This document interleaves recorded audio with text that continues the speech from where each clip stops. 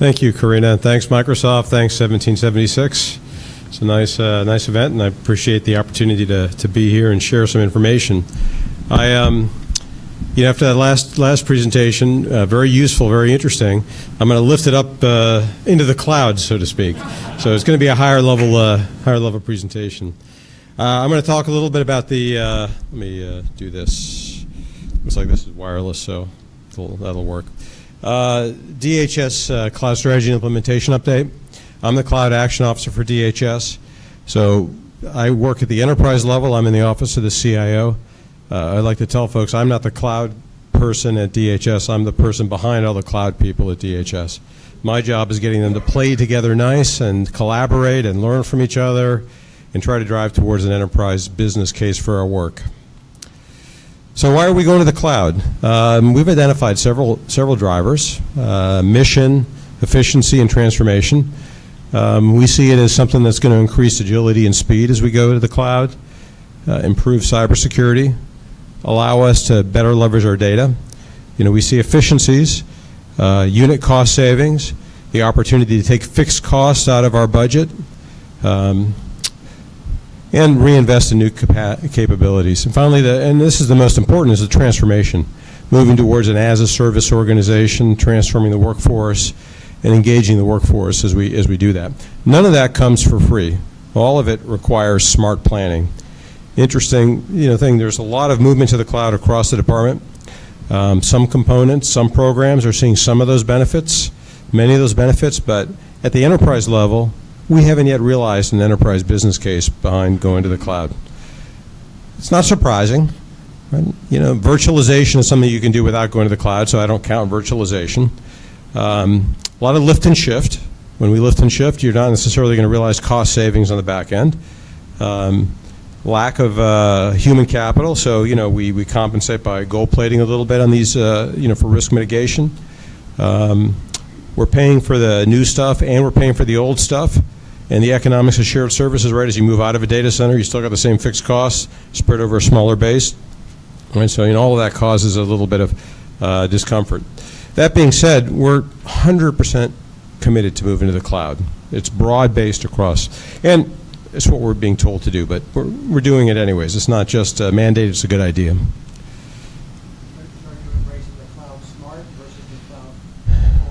Yeah, cloud smart. We actually think that the guidance coming out of OMB is pretty useful, and the cloud smart strategy has done a pretty good job of integrating lessons learned and best practices right around security, procurement, and workforce as a key three pillars of that cloud smart strategy.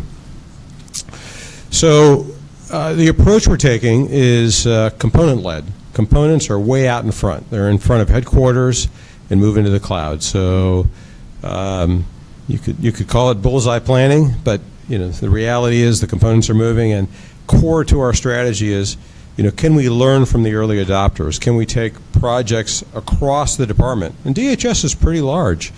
A lot of components, a lot of missions, a lot of activity, but can we identify those early adopters and capitalize on those hard-won lessons learned and best practices so we don't have to reinvent the wheel? We have something in the order of 630 FISMA systems across the department with a compute instance, collections of applications, and a security boundary. So, when the first one goes to the cloud, it's painful and costly, but by the time we get to the 50th, can we get a little smarter? How do we do that, right? And that's the core of my job. As I said, components are moving out. CBP, ICE, TSA, CIS, all have really, amazing activities that I could talk about.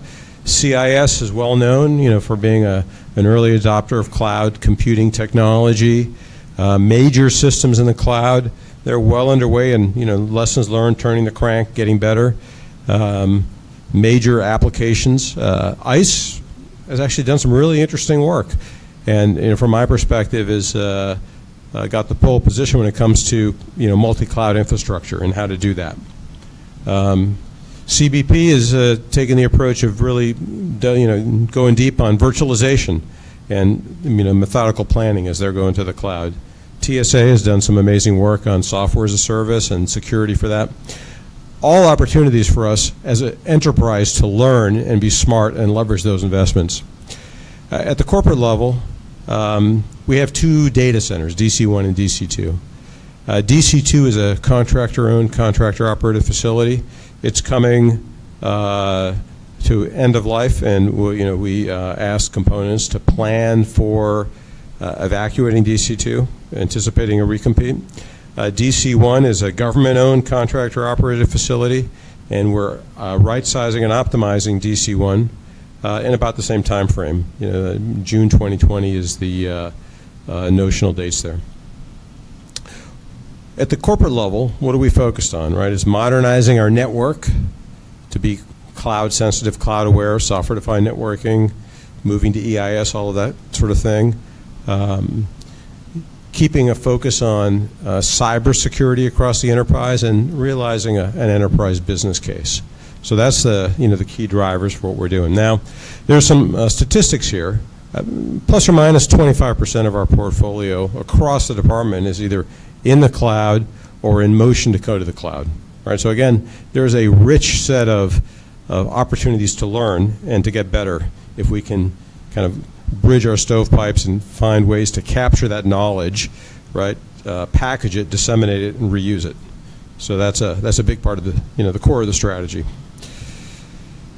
A lot of what's going to the cloud is lift and shift with some virtualization, incremental modernization, a lot of new starts. Right, that number that's 628, it was 5-something, 570, 580, I forget exactly the number, in 2017. That growth is new systems, right? That's a technique folks use. Build something new, whether it's SaaS or some new capability, while they're working on keeping the old stuff running, and then eventually working on the retirement strategy or the migration and things like that. So not only are we migrating, we're committing to the cloud for new starts. It used to be that folks were focused on only the low sensitivity apps. That's no longer the case. I mean, there's high sensitivity apps, high volume apps, major mission critical systems that are a part of this migration. It's more about where we are in the IT modernization lifecycle, the tech refresh lifecycle, readiness to migrate, that kind of thing is what's driving the train now, not data sensitivity. Key to kind of making this work is the governance structure. Dr. Zangardi, our CIO, under Secretary Grady, who's the acting S2, last year they put in place a cloud steering group. The purpose of the cloud steering group is to accelerate migration of IT apps to the cloud, optimize our remaining data centers, and manage risk. So we're overseeing the enterprise strategy, and key here is identifying barriers that bubble up from the components, all that activity, and chipping away at those barriers, providing a superstructure for enhancing our collaboration across the department, right? Providing that a unity of effort as we're going. We aren't slowing down components. One of the things Dr. Zangardi did last year was ask components to embrace stretch goals. At the same time, we made those announcements I mentioned earlier about DC1 and DC2. That was very successful. It really supercharged activity in terms of moving to the cloud. That being said, we need to have that enterprise sensibility that's going to come back, and that's going to come back through the, maintained and come back and strengthened through the cloud steering group, again, focused on identifying the challenges, bubbling them up and working on them. And I'll talk about what some of those are. It is a capstone leadership body. It last met in December. It was using what we call in DHS the DMAG, the Deputies Management Action Group, as the folks that were coming. So you're talking about leadership, number one, number twos in the components, all the CXOs, the Deputy Secretary of the Department, embracing this imperative about moving to the cloud, modernizing IT in this smart way.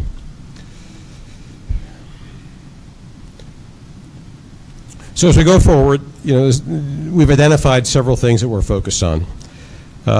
Resource prioritization, making sure we've got adequate resources. Interesting thing, right? Folks are moving to the cloud. They're moving to the cloud within their existing budgets, right, as a part of their normal activity. That's right and proper.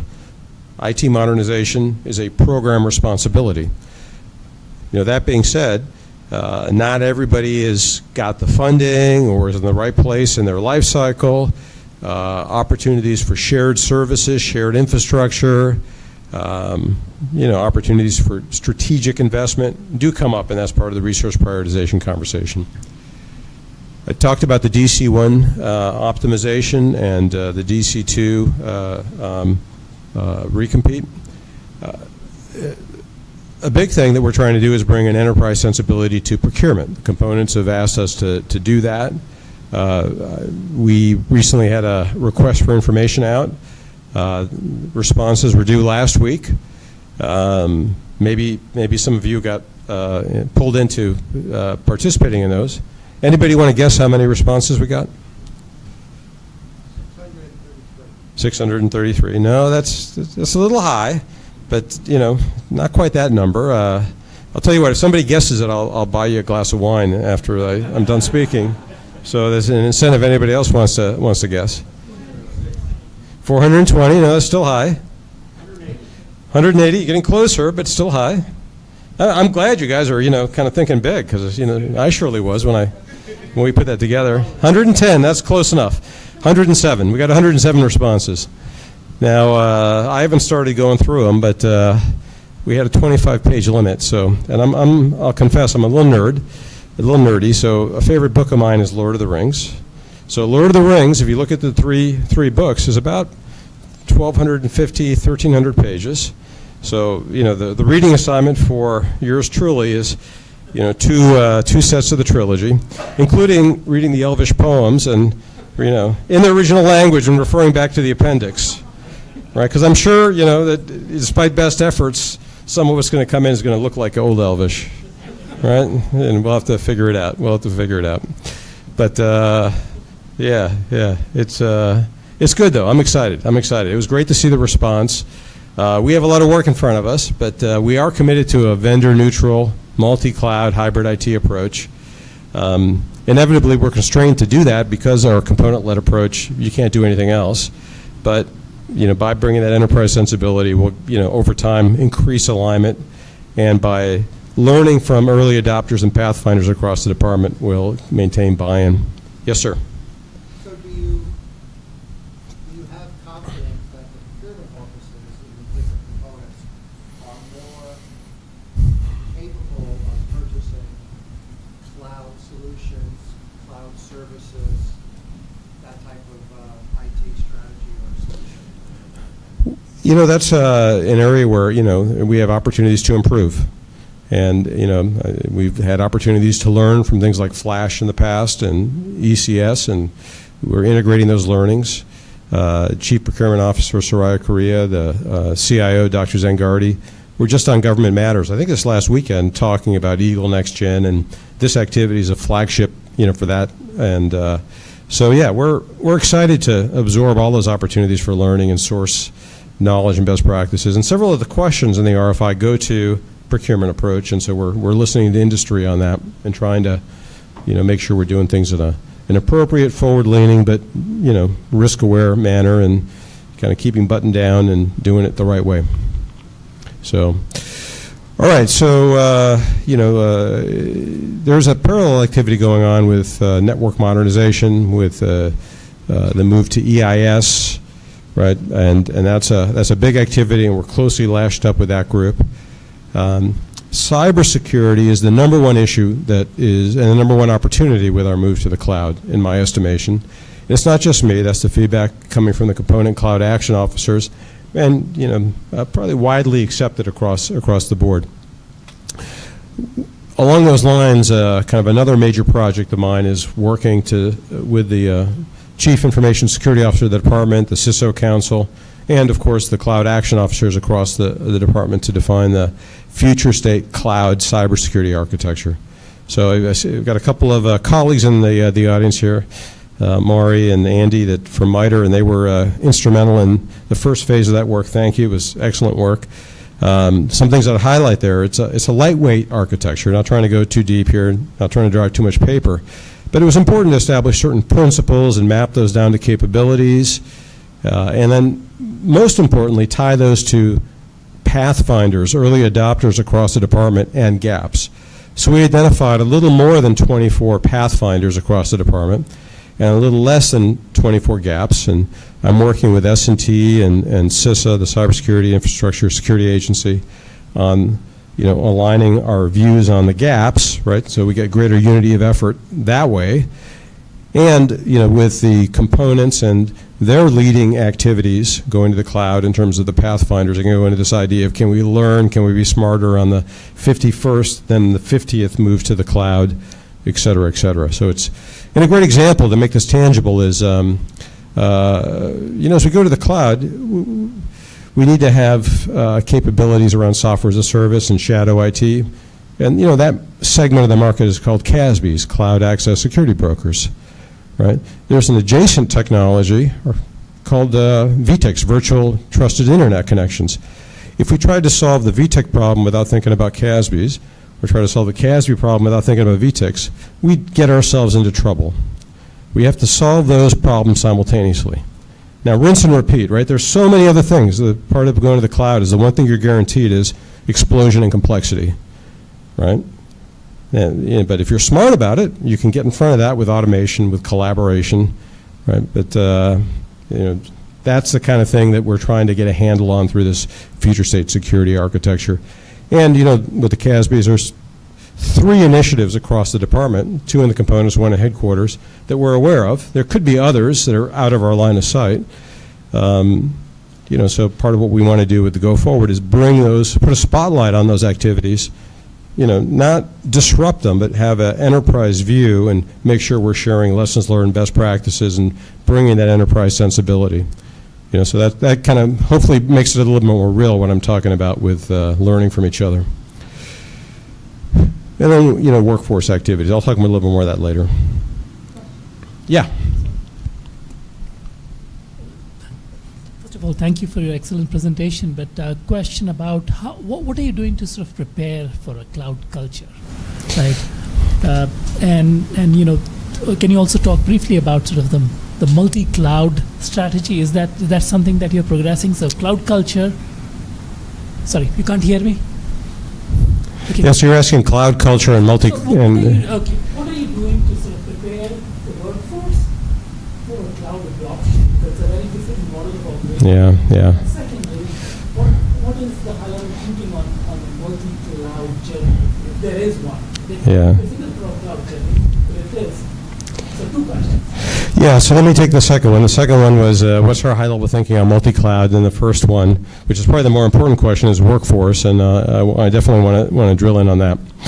So we are committed to a multi-cloud kind of future.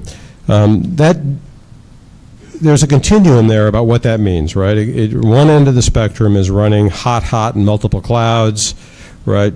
Doing it in a vendor-neutral way where you're really just using your own cloud management platform, and that's sort of like when I was back in college in the calculus class, and you had your textbook and you had the starred sections in the back, advanced topics, right? We're not there, and that's actually not what we mean with multi-cloud. What we mean is that there is consistent and interoperable instrumentation, right? Because it's non-negotiable. We have to have a view of our information and compute resources across the entire enterprise as it exists in multiple clouds, right? So that's kind of multi-cloud.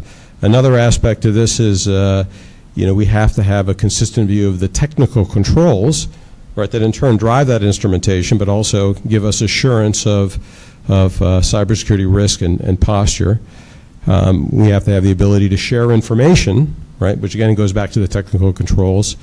And then resilience and operational kind of things. But the expectation is that folks will use clouds and use cloud capabilities, right? And it'll be not only IaaS but also PaaS and SaaS, and that's okay. But we have to have support for multiple clouds, right? And some processes for supporting programs to move, but that doesn't have to be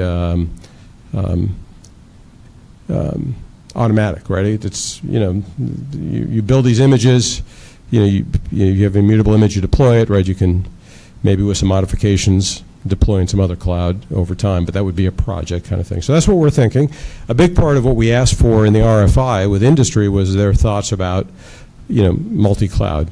And a key thing internally that we're wrestling with is what's our, IT services organization going to look like? What's the future of data center division, and how does it, advertise a catalog of services, right? And again, because we've told the components to move, the onus is on us at corporate to really have a compelling story, right, to reestablish that enterprise sensibility. So those are open questions right now, and we're kind of very, very aware we need to kind of puzzle through those. Workforce, key issue. It turns out there's huge demand pull across the department in the IT organizations, bottom up with the workforce at all different levels, not only technical folks, but also project managers and folks that have adjacent roles like business management or customer service or the like, to get smarter on cloud. There's an initiative around defining position descriptions, core competencies, developing training pathways. But to me, the most interesting is, and all that's really important, but the most interesting is there's a genuine desire to collaborate on cutting edge work, where the cutting edge work is the cloud. There's a recognition that, with the degree of extreme automation, right, the opportunities, the barrier and the opportunity is a kind of a dualistic thing on cybersecurity, and knowing that that's going to transform, right, what's that future look like? So there's it's one of these things where you have the wind at your back a little bit on the workforce transformation and cultural issues, more than maybe, in other settings that I've been involved in. There's a big awareness of this, and it's something that we are focused on. And there's a slide I have that highlights that.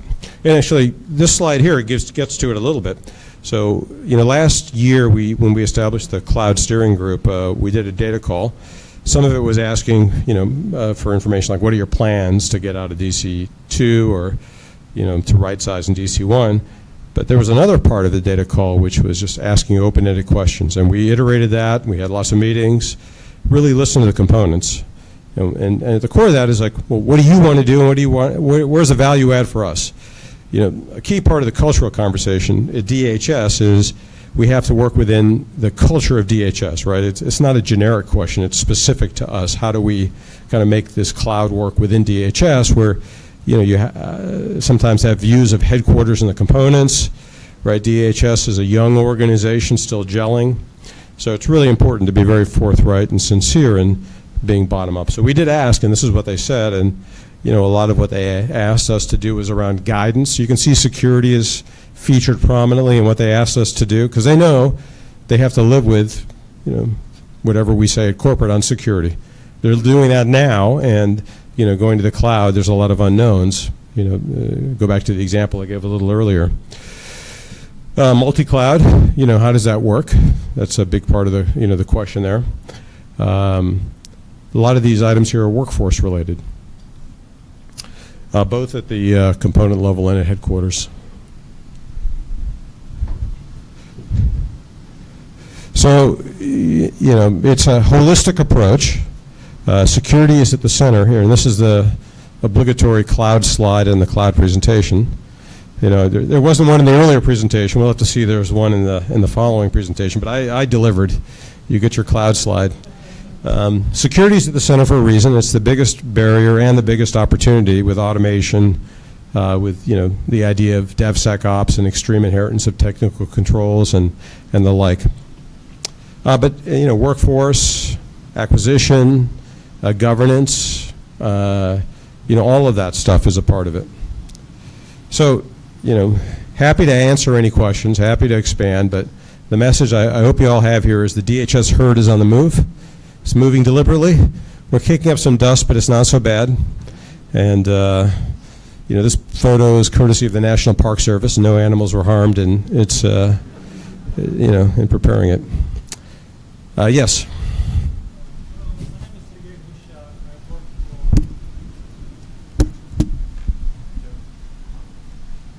My name is Sergey Glushak. I work for TSA, and I work on cloud architecture, specifically on SaaS PaaS.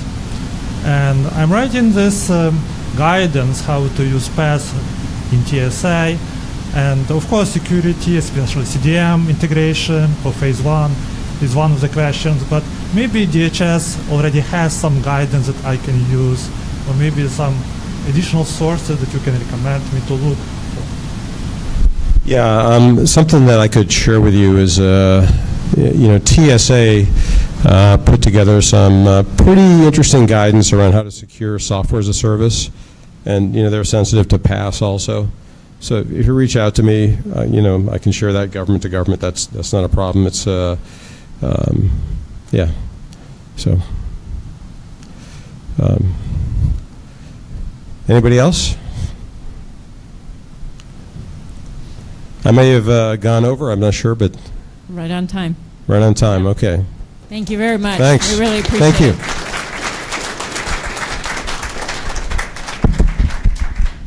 it. So we'd like to thank you very much. That was an amazing presentation. Thank you for taking the time.